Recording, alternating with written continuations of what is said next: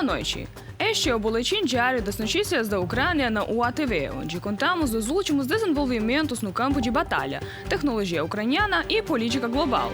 Vamos aos destaques de hoje, dia 5 de janeiro.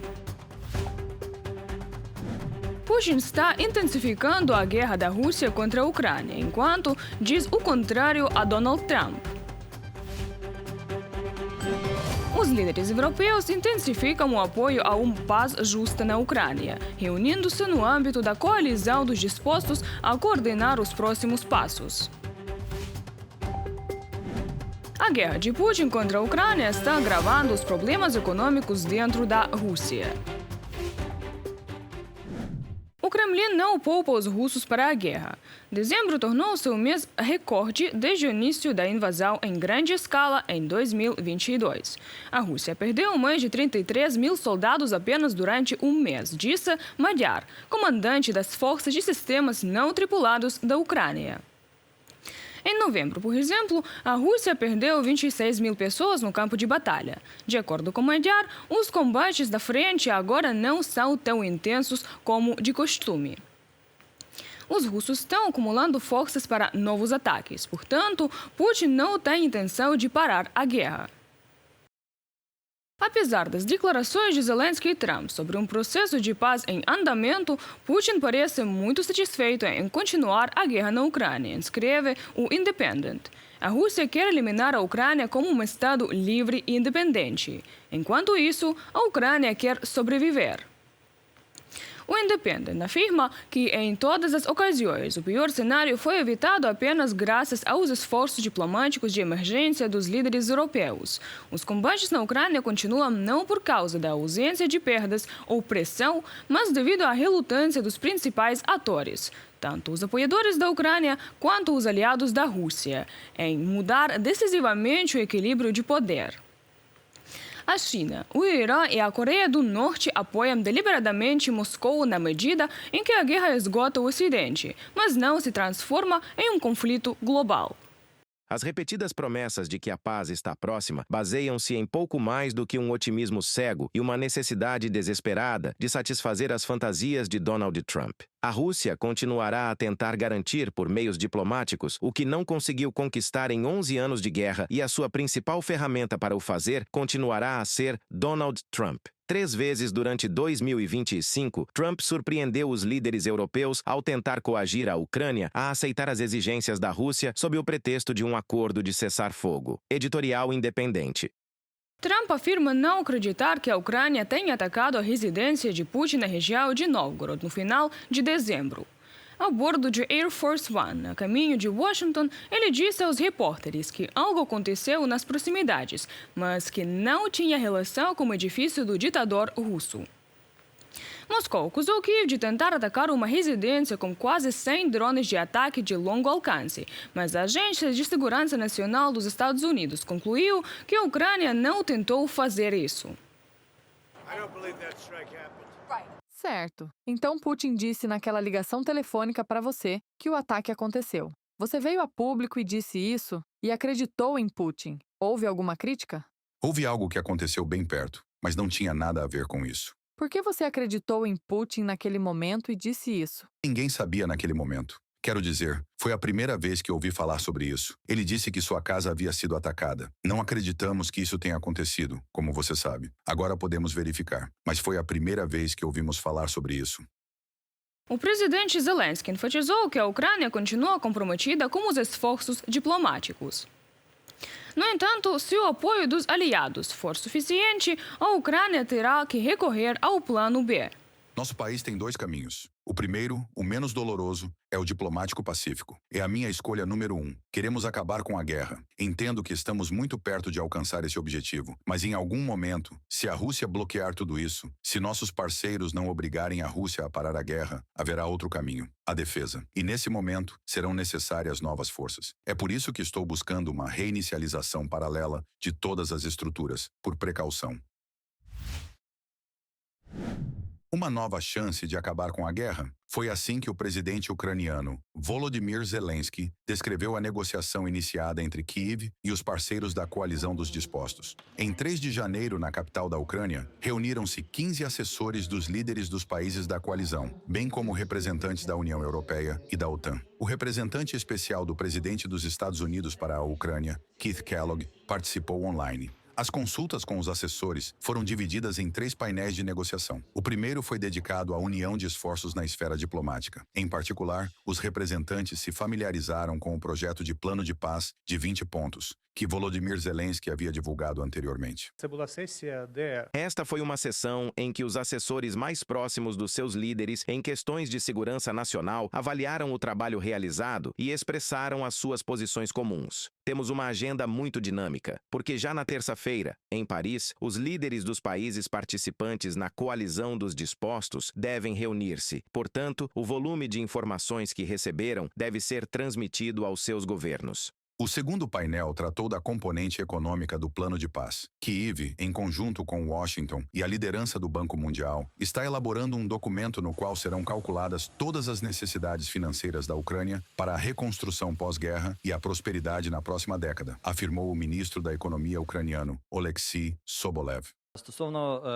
No que diz respeito aos fundos, o montante estimado de 800 milhões é para 10 anos, para duplicar o PIB da Ucrânia e reconstruir, de acordo com relatórios do Banco Mundial. E agora esse montante existe, ou seja, para 10 anos. E agora estamos à procura de fontes de rendimento para esses 10 anos. Também quero acrescentar que, em nossas conversas com os Estados Unidos e os europeus, não há contradições quanto ao fato de que a integração europeia é a principal base para a prosperidade econômica. No terceiro painel, foi discutida a possibilidade de realizar um referendo em toda a Ucrânia para confirmar o plano de paz. Além disso, os 20 pontos incluem uma disposição para a realização de eleições após a assinatura do acordo. Tudo depende de quando o acordo de cessar-fogo for concluído e da solidez das garantias de segurança. Esta é uma conversa preliminar, mas é muito importante que os parceiros não se limitem a escrever as suas fantasias no papel. Estão a tentar sondar o lado prático deste processo de paz e compreender, calcular todos os riscos. Tentamos explicar-lhes que, para nós, ucranianos, a primeira questão é a das garantias de segurança. Um trabalho separado está sendo realizado com assessores de defesa nacional dos países parceiros da Ucrânia. Em 3 de janeiro, representantes do bloco de potências da Coalizão dos Dispostos se reuniram em Kiev. O desejo de estabelecer uma paz forte e eficaz é comum a Kiev e seus parceiros, resumiu Volodymyr Zelensky. Em 6 de janeiro, os assessores de defesa nacional se reunirão em Paris. No entanto, o próximo grande passo no processo de negociação será a reunião dos líderes dos países da Coalizão dos Dispostos na capital francesa. Todos os esforços diplomáticos estão agora direcionados para isso, afirmou o presidente da Ucrânia. Os líderes discutirão muitas questões diferentes, mas o foco está nas garantias de segurança e na reconstrução. Também em Paris haverá reuniões com a equipe do presidente Trump. Elas durarão 1 dia, possivelmente 2. E depois disso, penso eu, nos prepararemos para uma reunião nos Estados Unidos ao nível dos líderes num círculo alargado. Gostaríamos que tudo isto acontecesse antes do final de janeiro. Volodymyr Zelensky discutiu ações conjuntas com o primeiro-ministro britânico, Keir Starmer, na próxima reunião dos líderes da Coalizão dos Dispostos em Paris, coordenou novas medidas diplomáticas, escreveu o presidente da Ucrânia na rede social X. O primeiro-ministro checo, Andrej Babiš, também confirmou sua participação no encontro em seu discurso em vídeo. Reportagem de Andriy Dmitrenko para o UATV Notícias. O senador norte-americano pediu ao presidente Trump que tome medidas mais agressivas contra os carregamentos de petróleo russo que estão ajudando a financiar a máquina de guerra de Moscou. De acordo com o MS Now, Chris Coons, senador democrata sênior, instou Trump a aplicar as mesmas táticas usadas para interceptar navios-tanques venezuelanos, a chamada Frota Sombra, que transporta petróleo russo. Legisladores de ambos os lados acreditam que tais medidas poderiam obter apoio bipartidário e ajudar a limitar o financiamento das operações militares de Vladimir Putin. Um petroleiro ligado à chamada Frota Paralela da Rússia encalhou, destacando os crescentes riscos operacionais mesmo para embarcações utilizadas para contornar sanções. O petroleiro Ken Gill, que navegava sob a bandeira de Oman, encalhou perto de Boscaada, na costa da Turquia. Um incidente semelhante envolveu anteriormente outro petroleiro da frota paralela russa, o Kahiros, que encalhou perto da Bulgária após ser danificado por drones não tripulados no Mar Negro.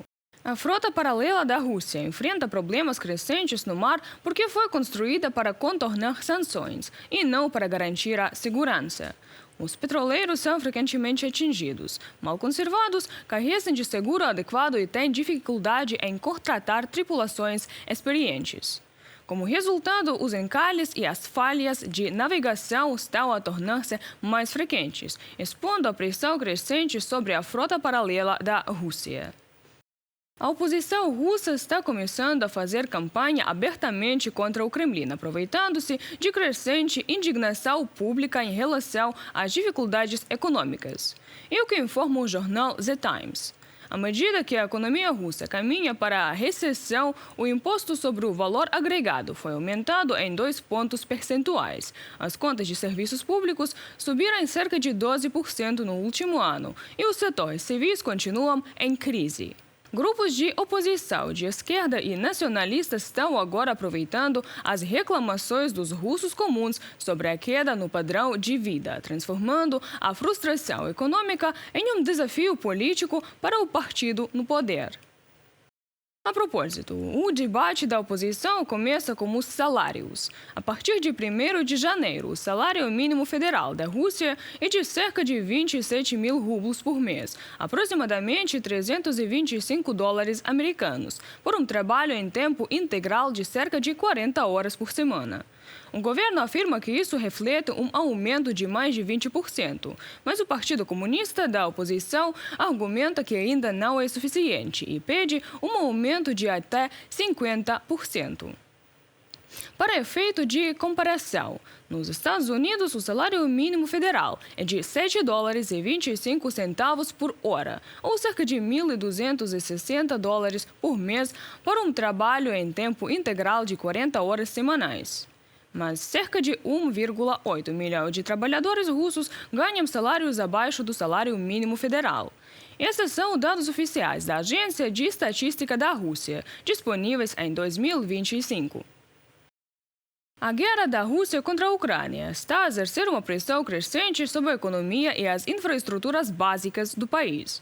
Na região russa de Zabalkaysky Krai, cerca de 3 mil residentes da cidade de Atamanovka estão sem aquecimento há quase uma semana, após uma grande ruptura numa conduta de aquecimento. O acidente ocorreu no dia 30 de dezembro, quando as temperaturas desceram para menos de 29 graus Celsius. Seguiu-se a uma segunda ruptura e as reparações ainda não foram concluídas. A mídia local informa que dezenas de prédios de apartamentos, bem como uma escola e creches, ficaram sem aquecimento. A situação destaca como a economia da Rússia, pressionada pelos custos da guerra e pelas sanções, está deixando as pessoas comuns expostas, mesmo em condições extremas de inverno. Chegamos ao fim da nossa edição. Obrigada pela sua companhia hoje. Deixe-nos saber o que acha dos últimos eventos nos comentários e inscreva-se. Amanhã voltaremos com mais notícias. Boa noite.